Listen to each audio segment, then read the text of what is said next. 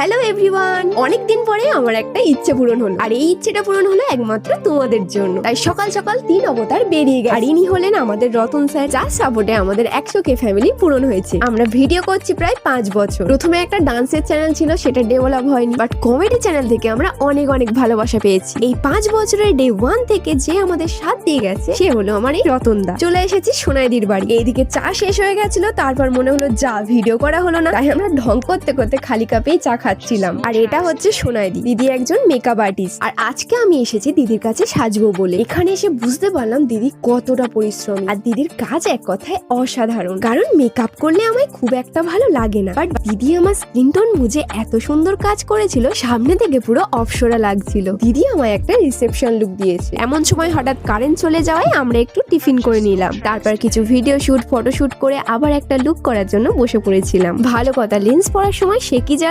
জ্বালা কান্নাকাটি করে পুরো ভাসিয়ে ফেলেছিলাম। আমার তো দিদির কাজ খুবই ভালো লেগেছে। মেকআপ, হেয়ার স্টাইল এতটাই সুন্দর যে আমি নিজেকে নিজেই চিনতে পারছিলাম না। তাই তোমরাও বুকিং করে নাও নিজেদের স্পেশাল ডে গুলোতে। আর আমার বরের প্রশংসা তো করতেই হবে, কারণ ও শুট করা ফটো ভিডিও সবাই দেখো, অনেক পছন্দ করো। তোমরা যদি আমার মতো সুন্দর সুন্দর ফটো ভিডিও করাতে চাও, তাহলে চিত্রকুটিকে ফলো করে দাও আর বুকিং করো স্ক্রিনে দেওয়া নাম্বারে। কমেন্টে চিত্রকুটি ও সোনাইদির প্রোফাইলের লিংক দেওয়া রয়েছে, ঝটপট তোমরা কন্ট্যাক্ট করে নাও। আর আমার ফাইনাল লুকটা কেমন লাগছে অবশ্যই কমেন্টে জানিও।